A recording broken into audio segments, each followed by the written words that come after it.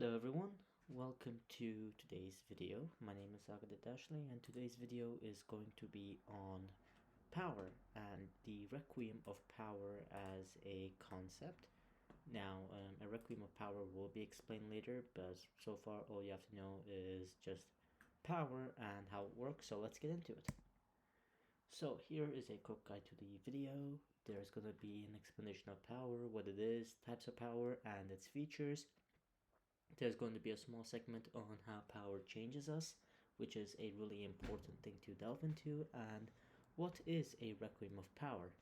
Now, the reason I chose power and this video topic was because of recent news I saw with music industry officials as well as I guess not officials but like executives, and someone that really caught my eye was P. Diddy with his very extreme allegations in his case with sexual crimes and all sorts of very illegal, very horrible things that he has been accused of. And it made me think, why would someone in the position that he is in, why would they risk it all for something like this? Why would they risk it all over something that if you told any, if you had like a survey about this, or if you just check the legal handbook seeing that it's illegal, why would you do it? And I think this video actually addresses it decently well. So let's get into what power is. So to understand power, let's have a look at what it means. And there are more definitions of power than there are allegations against Diddy right now. So let's just skip to what all the definitions have in power have in common usually, which is this: having the ability to make others do what you want. Now, there are many ways and methods of doing it, and we will get a quick discussion on this in the next slide.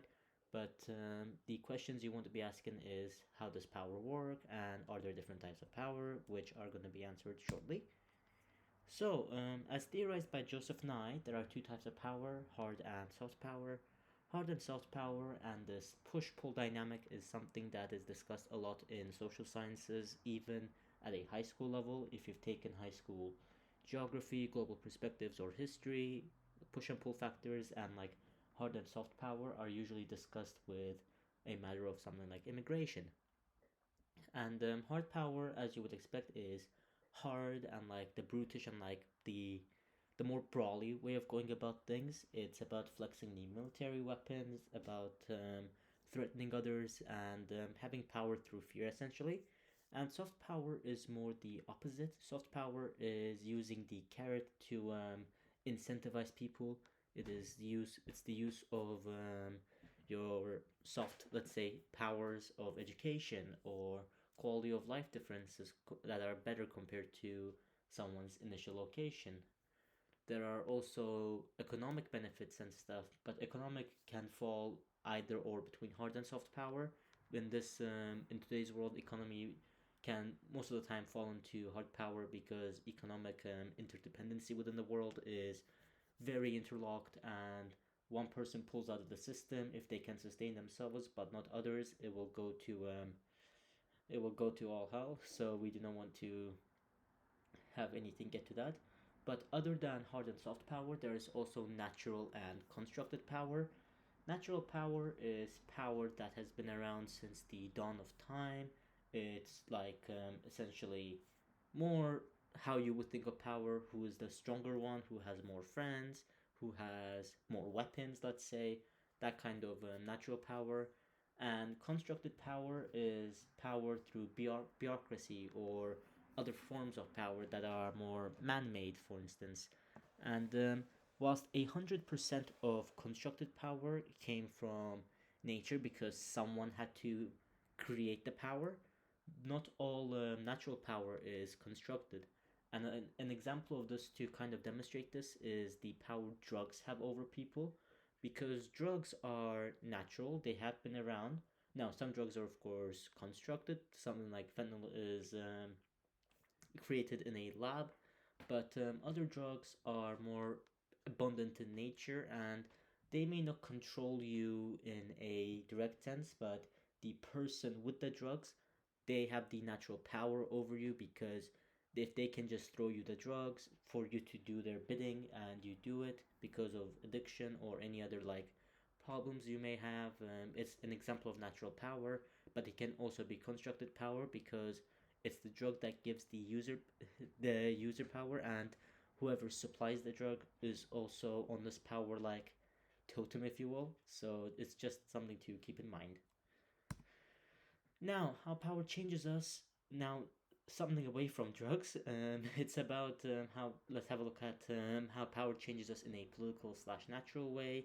And to see this angle, it's important to understand a really key feature of power. Power is essentially a benchmark to measure inequalities with, and no matter what it is, inequalities can be on a scale, on a totem pole, however you have your inequality. Power is essentially me looking with my magnifying glass to see the whole tiers, how they operate and stuff.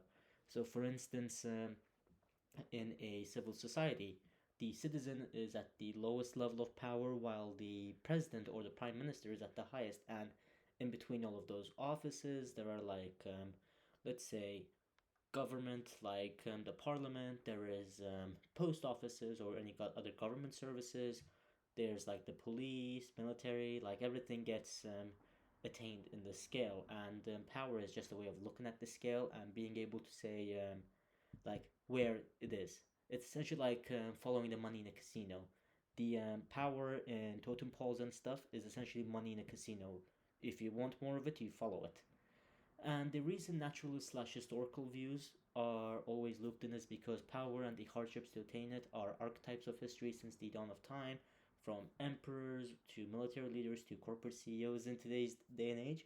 And another thing with the whole naturalist slash historical look is religion, because power and stories about power have also been told and like been the premises of lots of religious text and context, and with how religion shapes our belief in the world because of its significance.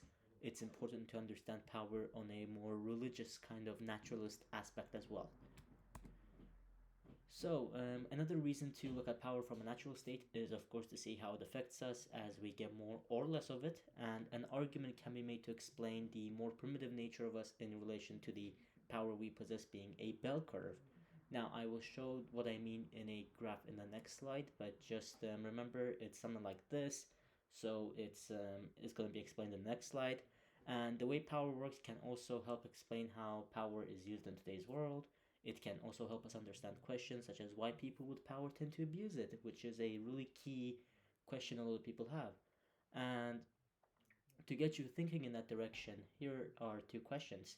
What would you do if you had unlimited power in the world? Would it change you for the good or bad? Because you will get that power will change you, but how do you think it will change you? So here is the graph. Natural is more of a filler term to mean more primitive or more like our human desires more than anything.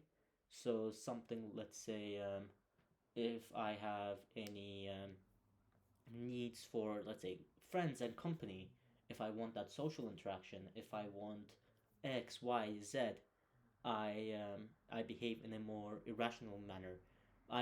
Behaving naturally is more about the ways of attaining things. It's trying to do it in the fastest and like the most rash way possible to get it as soon as possible. It's almost hedonistic in that sense, especially when it comes to sexual desires and people's fantasies and stuff.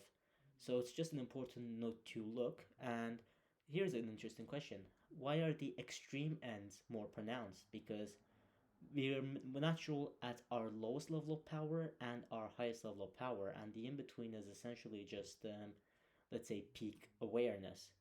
Now, the explanation for this form of relation has to do with survival theory and about the dictator circle. It's a famous argument that you will hear in a lot of political science classes. And here at rock bottom, you literally have like what could go wrong?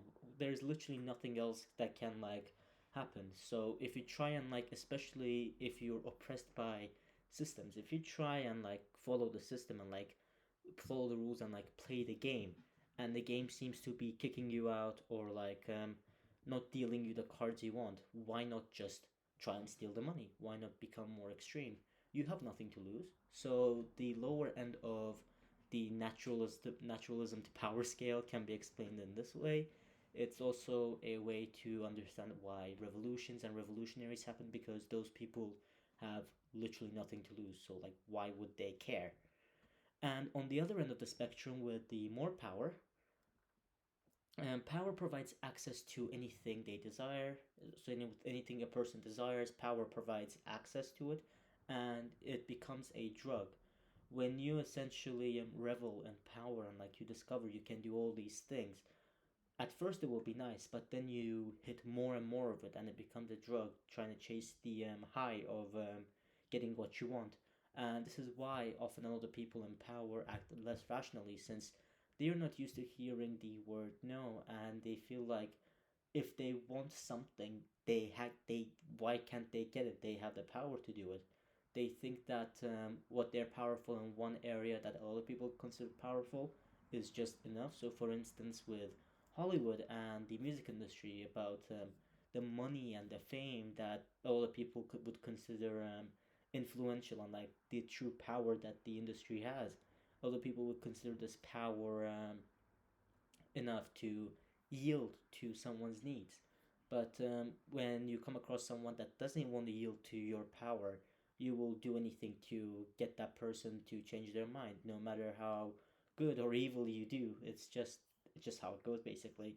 And it's about the dictator circle again, because when you're at the very top, you will do everything to preserve your station. You will not want to go down. You will not want to like risk anything. So you essentially fight tooth and nail to keep the power you have. Now, to the Requiem of Power, and this image was shown earlier, and this image actually has a very interesting context with the whole Requiem of Power, or Requiem for Power. So, what is a Requiem? That will be explained. How does a Requiem of Power work? And what is the immediate context of this picture? Now, this photo I will explain in the end, but this is an image of Marcus Aurelius, the Roman emperor, on his deathbed. And the reason the deathbed section is very important is because a requiem is a mass honoring the legacy of the dead.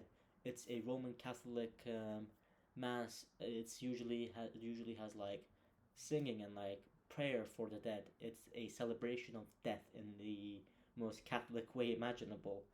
And why is the death of power celebrated, and how does power die? And like, how does it change forms? It's what the Requiem of Power looks at.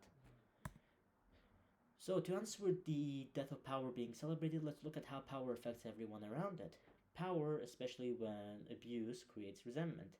Let's go back to the example of individuals like this, I will not name, and how they use their power. They use their power to get sexual favors out of people, to push people into doing things they do not want to do. And because the person that is being abused does not want to go through with it, but feels obligated, whether or not because it's a genuine threat, it's a way to advance someone's career, it creates resentment. Like, would you be okay with getting hurt by a powerful person and see nothing happen to them because they may be in a certain position, or they may retaliate dangerously, or they may have connections with people that might get you in trouble? And the resentment of the abused is the main celebration of the death of power. And let's think of revolutions, as mentioned previously, and how revolutionaries are celebrated for going against the government, especially against corrupt governments. And in a religious sense, this kind of ties into how people think, especially in like Hollywood and the music industry, how it's like very demonic and evil and stuff. Now, there is also evil and greedy people around, but I don't think it's inherently evil. And a reason why I want to explain this is because Hollywood is essentially Hollywood and Broadway, but Broadway and Hollywood I consider this the same because of like the art of acting. Theater is just more fancy, but acting, unlike all these like industries, it's essentially giving like theater kids GTA cheat codes. Like you give them the power and stuff, and you say, hey, I have this. You will get this. You're good at what you do. People buy your stuff. Here is your millions upon millions of dollars, your fame, your everything. And some people just have a hard time adjusting to it. and how people grow up. And this is more psychological, but like how one grows up and like the environment they grow up in, how open they are with themselves and how open they are with people around them. That also plays an effect in how they use their power when they get power, if they get power. Because if you're someone that was usually an outcast, or if you're someone that is really egoistic, if you have power, you want people to respect that, and like you want everything to go your way, and you try and use your power to make that happen without realizing that it hurts the people around you. And that's how people like this person or P. Diddy get away with some of their horrible acts until they get exposed. And on that note, I know it's a rather dark note, I would like to finish the video with a quick summary of everything we did today. So here is what we learned. Power is the ability to make others do what you want, irrelevant of methods, and how it changes us is we become more emboldened and more naturalistic, and we revert more and more to natural law and ways of living with the power, whether or not we have a lot of it or none of it actually. And the Requiem of Power as a concept is the celebration of the death of power, and it is a way of honoring the ones that died due to abuse of power or any other circumstances. And on this note, thank you very much for watching. I hope you enjoy the rest of your day, and I hope you enjoyed this little intro into power.